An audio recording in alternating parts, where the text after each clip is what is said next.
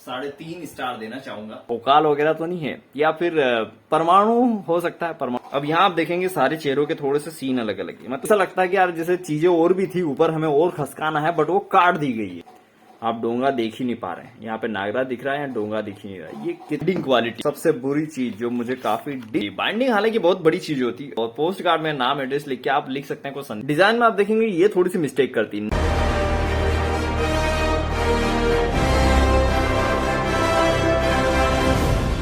Hello मेरी प्यारी super army, कैसे हैं आप लोग। हालांकि आपने अगर हमारा अनबॉक्सिंग वाला एक व्लॉग भी देखा, जो आप लोगों को साथ में ले जाकर मैं एक जर्नी करता हूं, और हमेशा कुछ न कुछ घटित होता रहता है। इस बार भी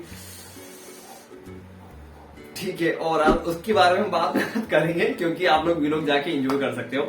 आज हम बात करने वाले हैं नाग पर्व की। जी हाँ दोस्तों, नरक नाशक नागराज का एक उत्पत्ति श्रृंखला के बाद एक अलग ही कांड था, ब्रीफ स्टडी वाला कांड, जो उसमें मतलब उनकी स्थापना, उसका अस्तित्व पता लगा रहे हैं कि भैया नागराज का अस्तित्व क्या है। एकदम पूरी न्यू प्रकार की स्टोरी है, नया एकदम पूरा एकदम हर प्रकार से एक जो संसार रचा था राज कॉमिक्स नागराज को लेके, उससे पूरा उलट संसार, यानी पूरा का पूरा ही नया संसार रचा गया है। इसके अंदर हर प्रकार के कैरेक्टर हीरोज आपको मिलेंगे, और उनकी अलग ही ओरिजिन स्टोरी देखने को मिलेगी यहाँ पर। सो उसी का एक सेकेंड पार्ट, वो नाग पर्व। जी हाँ, नाग पर्व दोस्तों। हालांकि इसका पहला भाग आदि पर्व था, और इसी के आगे कहानी हमें नाग पर्व देखने को मिलेगी। अगर स्टोरी की बात करूं दोस्तों, तो वो हम हालांकि रिव्यू में बताएंगे, बट ओवरऑल इतना जरूर कह सकता हूं कि ये दोनों कॉमिक्स बहुत ज्यादा कंफ्यूजन क्रिएट करती है, जिसके लिए मैंने एक एनालिसिस वीडियो की तैयारी की है, जो आप देखिएगा, जिसमें सारे के सारे डाउट आदि पर्व के साथ में नाग पर्व, तो भैया मतलब वाह, कितना खतरनाक जो है माया जाल रचा है यार इसके अंदर। मतलब बोल सकते हैं भाई कि मतलब दोस्तों इतना कंफ्यूजन है ना, इतना कंफ्यूजन है कि मुझे मतलब है ना 3-4 बार देखने पड़े हैं एक एक सीन को, और एक एक वर्ड को वापस पढ़ना पड़ा कि यार आखिर चल क्या रहा है, मतलब ही समझ में नहीं आ रहा कि कहां से कहां उठा के कौन आ गया है। सो करेंगे, पूरा एनालिसिस करेंगे। और उसके पहले अगर चैनल पर नए हो तो लाइक करो, सब्सक्राइब करो, और प्यार करो यार। अपने छोटे भाई को 1 मिलियन वाले ड्रीम को कंप्लीट करने में थोड़ा सा सपोर्ट कर ही सकते हो। डिजाइन की बात करें तो फ्रंट कवर आप देखेंगे बहुत ही प्यारा सा आर्टवर्क देखने को मिल रहा है। मुझे काफी पसंद है ये वाला आर्टवर्क, क्योंकि ऐसे ही आदि पर्व में भी था, बहुत ही प्यारा सा। हालांकि बहुत सारी चीजें जो आगे बताऊंगा आपको, और आप देखेंगे यहाँ फ्लैट डिजाइन है, जो मुझे काफी पसंद है इस प्रकार की। और यहाँ आप देखेंगे डिजाइन में आप देखेंगे ये थोड़ी सी मिस्टेक करती, नाग ग्रंथ यहाँ पे लिखा हुआ है, और ये देखिए प्रॉपर कटिंग नहीं किया गया है, ये आपको देखने को मिलेगा। प्रॉपर कटिंग नहीं हुआ, मतलब यार इतनी महंगी कॉमिक्स करके वो फ्रंट कवर इतना महंगा बना रहे, तो कम से कम एटलीस्ट ये कटिंग पे थोड़ा सा ध्यान देना चाहिए आपको। और उसके अलावा ये देखिए नरक नाशक नागराज वाला भी मैंने एक नोटिस करवाया था कि यार थोड़ा सा इन्हें ध्यान देना चाहिए यहाँ पे भी, क्योंकि यहाँ पे भी ये धुंधला, मतलब यार इतना महंगा कवर आर्ट है यार, इतनी महंगी कॉमिक्स है, तो एटलीस्ट जो नाम प्रॉपरली होना चाहिए। ऐसे नाग पर्व दिख रहा, पूरा प्योर दिख रहा है, क्लियर। ओवरऑल बाकी डिजाइन करें तो बहुत ही बढ़िया है। अगर आप फ्रंट कवर पे देखते हैं उसके बाद, तो आभार पत्र हमें देखने को मिलता है कि कौन कौन चीजें इंट्रोड्यूस करते जा रहे हैं। शो स्टॉपर ध्रुव, कोबी और फिर एंथोनी जैसे और भी बड़े बड़े इसमें किरदार इंट्रोड्यूस हो रहे हैं। बाकी आप देखेंगे कि यहाँ पे हमें पूरा का पूरा ग्राफ मिलता है किस किस ने इस कॉमिक्स को रचा है। तो अगर आप ध्यान से देख सकते हैं तो सेम नोट यहाँ भी नोटिस करेंगे, ये कटिंग नहीं हुआ है यार प्रॉपर। और नॉवेल्टी के रूप में हमें पोस्ट कार्ड मिलता है, साथ में हमें एक और कार्ड मिलता है स्टिकर कार्ड टाइप का चिपकाने के लिए, जिसमें आप देख सकते हैं कि नागराज का मेरे को पोस्ट कार्ड है, और वैसे मेरे पास 3 हो चुके हैं इसे। और पोस्ट कार्ड में नाम एड्रेस लिख के आप लिख सकते हैं कोई संदेश वगैरह यहाँ पे चिपका सकते हैं। एक छोटा सा जो स्टिकर होता है गवर्नमेंट का, वो चिपका के पहुंचा सकते हैं, जैसे पहले विविध भारती वगैरह में गाने सुनने के लिए किया करते थे। इसका यूज वहीं पे होता है। उसके बाद एक छोटा सा नरक नाशक का मेरे को कार्ड मिला हुआ है, पोस्ट कार्ड टाइप का, जिसको आप यूज कर चिपका सकते हैं आपकी बुक्स वगैरह में। सो ये 2 चीज मिलेगी आपको नॉवेल्टी के रूप में, अगर आप पेपर बैक वर्जन लेते हो। हालांकि अगर हार्डबोर्ड लेते हो तो वहां कुछ चीजें और मिलने वाली है आपको। प्राइस के सेगमेंट की बात करें तो हमें 500 रुपए प्राइस, जी हाँ पिछली बार की तरह ही 500 रुपए इसका भी मूल्य है, जो अगर प्री बुकिंग की होगी आपने तो 450 रुपए की आपको ये कॉमिक्स मिलेगी। और अगर ओवरऑल बात करें प्राइस को थोड़ा सा घटाना चाहिए, क्योंकि यार साइज भी इसकी छोटी ही है, उस हिसाब से प्राइस को थोड़ा सा कम करना जरूरी बनता है। और अब बारी पेजेस की, तो आप देखेंगे कि फ्रंट 2 कवर तो अलग आर्ट बने हुए हैं, और बीच के स्टोरी आर्ट जितने भी हैं वो है 92 पेज। हालांकि यहाँ नंबरिंग दे रखे, आप देख सकते हैं नंबरिंग नहीं है यहाँ पे। सो नंबरिंग ना होने के कारण 92 पेज की ये पूरी कॉमिक्स है। और साथ में आपको एक तो कवर आर्ट मिलेगा, आप देख सकते हैं, ये तो हुआ कवर आर्ट हमारा, ये कवर आर्ट हो गया। उसके बाद हो गया हमारा एक और इंट्रो पेज, जहाँ पे इन्होंने नागपरो का इंट्रो दे रखा है, उसके पीछे उनके बारे में थोड़ा सा पब्लिसिटी। साथ में अगर सेकंड पेज में देखें बैक में, तो आप यहाँ देख सकते हैं कि भाई अपकमिंग कॉमिक्स है, उसके पीछे कुछ एड दे सकते हैं और साथ में एक और एड, यानी कि आरण्यक पर्व एक और आने वाला जो इसका अपकमिंग भाग है वो, और साथ में आप देखेंगे कौन बड़ा झापड़ बाज वाला एक और एड। तो 2 पेज जो है आपको एड मिलेंगे, साथ में एक इंट्रो मिलेगा उनकी कॉमिक्स का, और एक फिर आपको जो है कवर आर्ट मिलेगा। साथ में 92 पेजेस में आपको ये स्टोरी पढ़ने को मिलेगी। और अब बाई करते हैं बाइंडिंग क्वालिटी। बाइंडिंग हालांकि बहुत बड़ी चीज होती है, रीजन इसलिए क्योंकि भैया बाइंडिंग ऐसी चीज होती है जो सभी चीजों को खोल भी देती है और बांध भी लेती है। तो जो एक हार्ड बॉन्डेड वाला स्क्वेयर कट वाला ये शेप होता है, इसके हिसाब से बाइंडिंग अच्छी की गई है। मतलब ओवरऑल मैं कह सकता हूँ ये देखिए बाइंडिंग तो बढ़िया ही की गई है। तो ओवरऑल बाइंडिंग से समझौता नहीं हुआ, तो ये जान के बड़ी ही खुशी हुई। और आप देख सकते हैं किस प्रकार से बाइंडिंग की गई है, फ्लैट एकदम पूरी की पूरी स्क्वेयर कट में बाइंडिंग की गई है। तो ये अच्छा है, जिससे कॉमिक्स लॉन्ग टर्म तक जो है सेफ रहती है।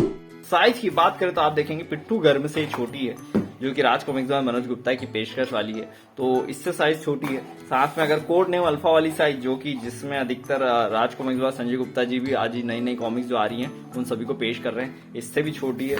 और साथ में खलनायक से भी छोटी, खलनायक से तो कुछ ज्यादा ही छोटी, आप देखेंगे ये और छोटी, ये इससे छोटी, फिर ये इससे छोटी, और फिर ये उससे भी छोटी। और फिर खुद राज कॉमिक्स का संजय गुप्ता का अपना एक और बड़ा साइज, जो कि थोड़ा सा बड़ा भी है, अलग ही साइज है, इससे कोड नेम अल्फा थोड़ा सा अलग बड़ा है, तो उस साइज से भी छोटा है। मेरे हिसाब से आदि पर्व और नाग पर्व को इस साइज में निकालना चाहिए था, और इस बार साइज में थोड़ा सा और नया खेल डाला। आप देख सकते हैं कि एक प्रॉपर अगर मैप आप करते हैं, यहाँ से देखिए एमएम का जो है ना फर्क है दोस्तों, आप देखें कटिंग में बहुत ही फर्क है, ये देख सकते हैं। यहाँ से अगर बराबरी करते हैं तो यहाँ पे देखिए कटिंग में भी पूरा प्रॉपर। अब इसका डिसएडवांटेज क्या है पता है, ये देखिए सबसे बुरी चीज जो मुझे काफी डिसपॉइंट करती है, ये देखिए यहाँ आप देखेंगे आगे का जो धड़ ऊपर से वो कटा हुआ है। इसी प्रकार से ढेरों सीनों में आप देखेंगे, ये देखिए प्रॉपर कटे हुई चीजें मिलेंगी आपको। और ये चीज देख के मुझे काफी ही बुरा लगा कि यार ये मतलब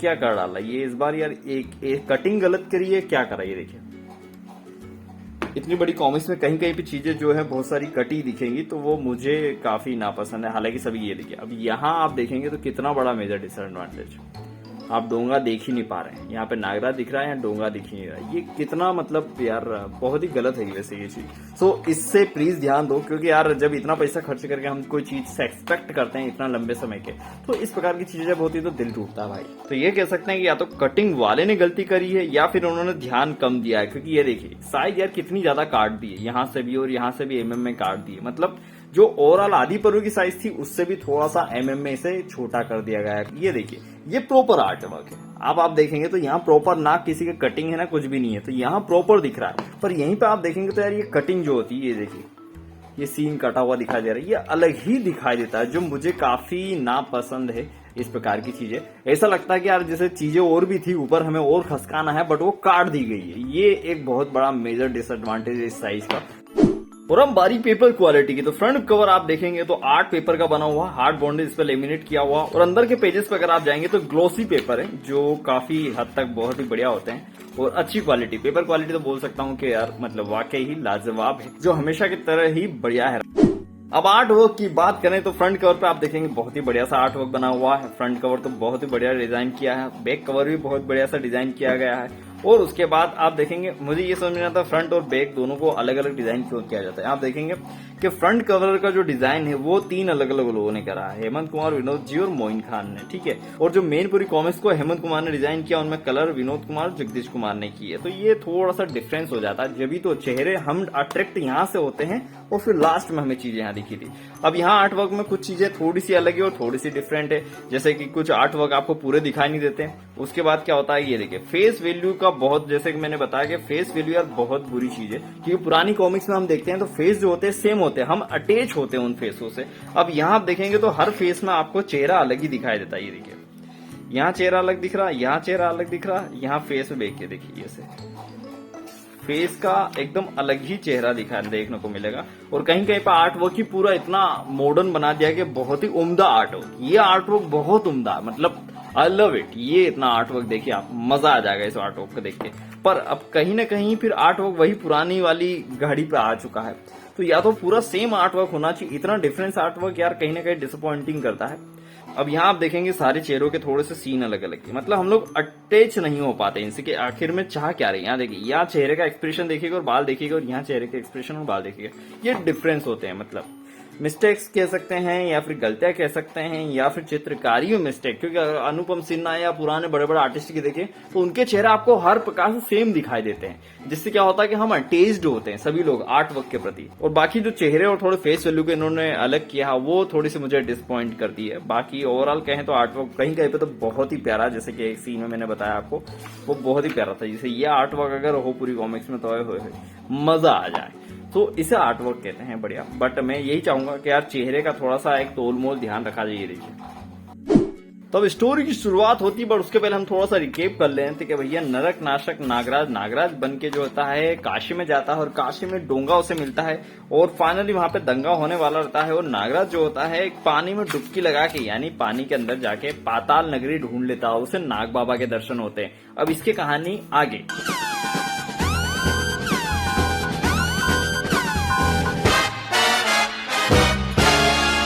अब यहाँ आप देखेंगे कि आगे में थोड़ा सा मुझे भी कंफ्यूजन बहुत ज्यादा हो रहा है कि भैया माँ गंगा और भैया भोलेनाथ हमें दिखाई देते हैं और यहाँ पे अचानक सी बाढ़ आ जाती है और दोनों यहाँ खड़े हुए दिखाई देते हैं और यहाँ पे बाढ़ आने वाली रहती है और नागराज उसे रोकता है सर्पों की मदद से।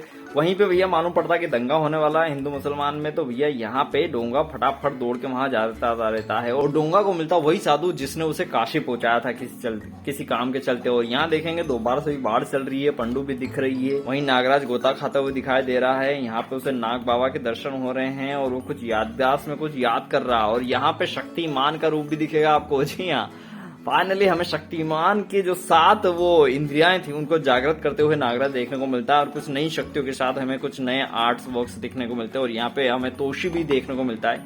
हालांकि कॉमिक्स में तो बहुत सारे नए इंट्रोज भी हैं, पूरा रिव्यू तो मैं बताऊंगा, आप देखेंगे स्टोरी में। और फिर ये हिंदू मुसलमान के जो दंगे होते हैं उनको रोकता है नागराज और फिर डोंगा मिलके दोनों, और फिर अचानक से यहाँ पे एंट्री हो जाती है भैया हमारे नागमणि जी की और यहाँ पे फेस वैल्यू फिर से डिफरेंट कर दी गई है इनकी, यहाँ आप देखेंगे। और फिर ये देख के तो आप बता सकते हैं कौन है ये साड़ी में पहनी हुई महिला कौन है। अगर आपने आदि पर्व पढ़ी होगी, नहीं पढ़ी तो हमारा रिव्यू वीडियो देख सकते हैं और स्टोरी वीडियो भी देख सकते हैं जहाँ पर पता चल जाएगा कौन है महिला। सो गाइज ये कुछ कहती है। और यहाँ आप देखेंगे एक और खुलासा के सरपट को फिर से बदल दिया गया है। शो स्टॉप और ध्रुव देखने को मिलता हमें आगे, जहाँ सर्कस को करतब करता रहता है, यहाँ पे कुछ न कुछ करतब और फैमिली ड्रामा भी चलता रहता है इस बार। और अचानक से जब याद है आपको कि भेड़िया को यहाँ से, भेड़िया जो होता है फर्स्ट पार्ट में यहाँ से गायब हो जाता है, यानी कि भेड़िया नागराज को रोकने के लिए नरहरि के पास से जाता है, आयाम में से दूसरे आयाम में आता था, यानी दूसरा आयाम में भेड़िया आ चुका है। यहाँ आप देखेंगे भेड़िया अचानक श्राप से ग्रसित होता है जिसकी वजह से वो सच में वुल्फ बन जाता है और यहाँ पे कुछ लोगों पर हमला कर देता है। यहाँ पर ध्रुव से बचाता है। फाइनली एंथोनी की एंट्री हमें देखने को मिलती है यहाँ पे और फिर दोनों की भिड़त देखेंगे आप, तगड़ी भिड़त देखने को मिल रही वैसे। और यहाँ पे दोबारा से हमें देखने को मिलता है कौन, थोड़ांगा कुछ स्टोरी वगैरह बताता है नागराज के साथ साथ में हमें नाग बाबा दोबारा से देखने को मिलते हैं, कुछ जल वगैरह और फाइटिंग सीन भी देखने को मिलेंगे। फिर अचानक से एक और नया बंदा देखने को मिलेगा, हालांकि ये पढ़ना पड़ेगी आपको कॉमिक्स, उसके बाद ही पता चलेगा क्योंकि मैंने भी अभी से पूरी पढ़ी नहीं है। उसके अलावा आप देखेंगे कि कुछ नई चीजें हो रही है, कुछ फाइट सीन देखने को मिलेंगे इसके अंदर बहुत सारे नए नए प्रकार से, और कुछ नए और भी अच्छे तगड़े से दृश्य भी देखने को मिलेंगे, देखेंगे मजेदार दृश्य वैसे। और भी आप देखते हैं आगे बढ़ते कहानी पे, तो यहाँ फाइट चल रही है लंबी है और यहाँ पे कुछ नए प्रकार के नाग भी देखने को मिल रहा है, एकदम है गरुड़ टाइप का नाग और ये अलग ही नाग फनी सर्प टाइप का नाग देखने को मिल रहा है। यहाँ आप देखेंगे, अच्छा अश्वराज तो नहीं है ये, मुझे कमेंट करके जरूर बताना। सो आगे बढ़ते हैं, वापिस हमें नाग बाबा देखने को मिलते हैं और कहानी फिर आगे बढ़ती जाती है, बढ़ गई और यहाँ पे फिर थोड़ांगा यानी स्टोरी सुना रहा है। और ये मिस कौन है मुझे बता सकते हो आप, इसका बैक देख के आप देख सकते हो। यहाँ ये कहती है कि भैया गोरी गोरी जापानी गुड़िया को कोई सवाल पूछने से कैसे रो सकता था, कौन है गोरी गोरी जापानी गुड़िया, कौन है सुपर विलेन, अगर आपको पता हो नागराज यानी पुराने नागराज की कोई विलेन रही हो तो। थोड़ा कुछ कहता है, स्टोरी चलती रहती है और इधर नागराज कहीं और यानी पाताल में हाहाकार मचाता रहता है। भैया नाग प्रलय और सर्प सदरी सीरीज तो कहीं और ही गई, यहाँ अकेला ही बंदा है तीसरी सीरीज में आके पाताल में हाहाकार मचाते हुए देखने को मिल रहा है। यहाँ आप देखेंगे कि नागराज और एंथोनी के बीच में फिर से भिड़त हो, पहली बार भिड़त हुई है और नागराज की नई शक्ति भी सामने आई है, आत्मा वाली शक्ति। यहाँ आप देखेंगे कि एक और नया फाइनली रूप नरक नाशक नागराज का कह सकता हूँ कि एक और नया रूप जिसमें तलवार हाथ में, क्योंकि ये वाला सीन अगर आपको याद हो कि नागार्जुन सीरीज ही ऐसी थी जिसमें हमने तलवार के साथ बाण देखे थे। ये उसके बाद की ऐसी सीरीज यहाँ पे उनका लुक डिफरेंस है, बड़े बाल लंबे बाल और देखेंगे तलवार वगैरह हाथ में, बड़ा ही कूल लुक, मुझे काफी पसंद आया ये वाला लुक वैसे कि विक्रम बेताल की तरह ही सीन देखने को मिल रहा है यहाँ पे। एंथोनी जो है पीठ पे लद गया भैया नागराज की। और फिर यहाँ हमारे जैसे कि पहले भी रिवेल हो चुका है कि भैया योद्धा देखने को मिलेंगे हमें, तो योद्धा देखने को मिलता है, इंट्रो देखने को मिलता है, साथ साथ में भोकाल गोजो और अडिग भी सामने देखने को मिला, और साथ साथ में लो भैया अश्वराज भी आ गया प्रेम आलिंगन में अलंगित होते हुए। और आप देखेंगे यहाँ कुछ फाइट सीन चल रहे हैं इनके बीच, पर पूरा केवल इंट्रो बताया गया, इनका नाम दे रखा है, पर इनकी स्टोरी क्या है इस सब के बीच में ये नहीं पता है। उसके बाद भोलेनाथ के दर्शन दोबारा होने को मिलते हैं, जय भोलेनाथ। और मैं डिसअपॉइंटिंग इसलिए था कि ये देखिए यहाँ भोलेनाथ जी का कितने प्यारी सी मूर्ति है, बट यहाँ आप देखेंगे काट दिया। ये बड़ा ही दुख है यार, इस चीज को थोड़ा ध्यान रखना चाहिए, मतलब बहुत बुरी चीज है। और फिर उसके बाद की स्टोरी तो हमें नहीं पता, बट यहाँ पे इतना जरूर कहना चाहूंगा कि स्वयंवर चलने वाला है, यहाँ पे स्वयंवर होने वाला है। यहाँ पे नागराज किसी राज्य का राजा है, जहाँ पे विसर्पी हमें स्वयंवर की रानी यानी रामायण रुख देखने को मिल रहा है, पूरा का पूरा रामायण वाला, जहाँ पे भैया त्रिशूल को उखाड़ना है। लेकिन यहाँ जैसे ही नागराज उखाड़ने के लिए त्रिशूल को आगे बढ़ता है, वहां पे बैक से आप देख सकते हैं कौन है ये बंदा जो बैक में आके भैया त्रिशूल उखाड़ने के लिए खड़ा हो गया। तो अगर ध्यान से देखो तो मुझे जो है राम भगवान और रावण की याद आ गई कि भाई नागराज उठाने ही वाला है, उसके पहले ही तोशी, तो तोशी क्या रावण है? ऐसा हो नहीं सकता वैसे। और ये देखिए यहाँ तो भैया खेल ही हो गया, विसर्प यहाँ खड़ी, नागराज यहाँ, और यहाँ किसी तीसरे बंदे यानी तोशी ने ही त्रिशूल उखाड़ डाला। तो स्वयंवर क्या तोशी जीतेगा? ये तो कुछ कह नहीं सकते, क्योंकि आने वाले भाग ये आरण्यक पर्व। छोटी सी एक शॉर्ट समरी थी स्टोरी की जो मैंने आपको बता दिया। हालांकि ब्रीफ स्टोरी की समीक्षा तो हम और किसी दिन पढ़ेंगे, तो स्टोरी पूरी पढ़ने के लिए आप कॉमिक्स खरीद सकते हैं। और बाकी हम हिंदी समीक्षा भी करेंगे जल्दी इसकी, क्योंकि बहुत बड़ी कंफ्यूजन वाली कॉमिक्स है ये, और मुझे भी इसको पढ़ना पड़ी एक दो बार। उसके बाद ही मैं आपको पूरा एनालिसिस करके बताऊंगा कि कैसी है कॉमिक्स और क्या है एक्चुअल स्टोरी। उसके बाद नेक्स्ट पार्ट की बात करें तो जी हाँ, पहला पार्ट था आदि पर्व, दूसरा आया नाग पर्व और तीसरा आएगा आरण्यक पर्व। यहाँ आप देख सकते हैं उसका पोस्टर भी रिलीज कर चुके हैं राज कॉमिक्स बाय संजय गुप्ता, ये जहाँ पे हमें ये बंदा कुछ अलग ही दिखाई दे रहा, मतलब ये एक न्यू बंदा है या न्यू इंट्रो है, क्योंकि इसका जो बेस साइकिल है वो कुछ अलग ही दिखाई दे रहा है। तो कुछ कह नहीं सकते कि कब कौन सा क्या कैरेक्टर इन्होंने नया बना दिया या निकाल दिया उसे न्यू, क्योंकि यहाँ आप देखेंगे बहुत सारी चीजें डिफरेंट कर दी गई है। यहाँ आप देखेंगे भोकाल का रूप एकदम चेंज है, गोंजो का लुक पूरा चेंज्ड है, साथ साथ में योद्धा का तो पूरा ही चेंज कर डाला है। तो मैं ये नहीं कह सकता कि यार ये कोई हमारा पहचान वाला ही हीरो होगा जिसको इतना ज्यादा चेंज कर दिया गया। क्या ये भोकाल वगैरह तो नहीं है, या फिर परमाणु हो सकता है, परमाणु में भी पॉसिबल है, परमाणु को इतनी शक्तियां मिल गई और उड़ भी रहा हो, तो होने को तो कुछ भी हो सकता है यार, ये राइटर का जुगाड़ बनती है। सो अपनी कमेंट में मुझे बताना मत भूलना कि ये कौन है ये बंदा। तो अब टाइम चला है रेटिंग का। तो रेटिंग की बात करूं तो 5 सितारों में से मुझे जो थोड़ा सा कंफ्यूजन क्रिएट लगा, शायद में साइज को भी थोड़ा सा इन्होंने कटिंग वगैरह कर दिया तो जिससे थोड़ा सा डिसअपॉइंटिंग हूं मैं, बट स्टोरी कंफ्यूजिंग है। पर सबसे बड़ा डिसएडवांटेज जो है वो क्या है पता है कि आजकल के आर्टिस्ट मुझे ही नहीं पता, मतलब हम लोग इतने बड़े आर्टिस्ट तो नहीं, छोटे मोटे आर्टिस्ट ही हैं, बट पुराने आर्टिस्ट को आप देखोगे तो चेहरों से हम लोग एक इंटरफेस करते थे, कनेक्ट हुआ करते थे। बट यहाँ आप देखेंगे हर सीनों में चेहरे थोड़े से डिफरेंट होते हैं, मतलब हम कनेक्ट नहीं कर पाते। उसकी वजह से मैं 5 में से इसे 3.5 स्टार देना चाहूंगा। बिकॉज कहीं ना कहीं इसे सुधारने की जरूरत है इस चीज को।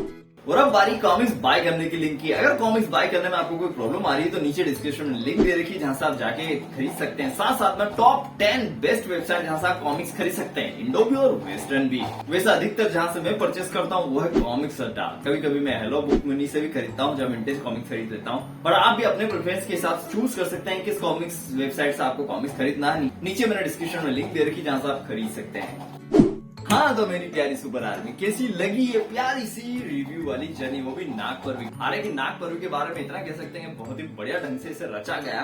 कंफ्यूजन बहुत ज्यादा है, क्योंकि जैसे कि हम लोगों ने सर्वनायक श्रृंखला पढ़ी, वहां बस पढ़ते जा रहे थे पर हम समझ नहीं पा रहे थे स्टोरी में क्या चल रहा है। मतलब पढ़ते जा रहे थे, सीर आते जाते वैसे ही कहीं ना कहीं यहाँ पे कंफ्यूजन क्रिएट हो रहा है। जो हम एक्चुअल में बांध नहीं पा रहे हैं, क्योंकि आप सर्वनायक की पूरी सीरीज उठा लो, आपको समझ में नहीं आएगा कब क्या क्या क्या क्या किस प्रकार से चल रहा था, इस प्रकार से कंफ्यूजन क्रिएट हो रहा है। तो यहाँ भी वही कंफ्यूजन है, बट ओवरऑल कुछ चीजें मैंने पॉइंट आउट करवाई हैं जिसको ध्यान देना चाहिए पब्लिशर को। चलिए फिर मिलते हैं नए वीडियो में नई जानकारी के साथ, तब तक के लिए good night, bye bye, Shaba खैर एंड धन्यवाद। और 1 मिलियन वाले हम सभी के ड्रीम को कंप्लीट करना ना भूलें, सब्सक्राइब करो, लाइक करो और सपोर्ट करो यार। बाय बाय मेरे दोस्तों।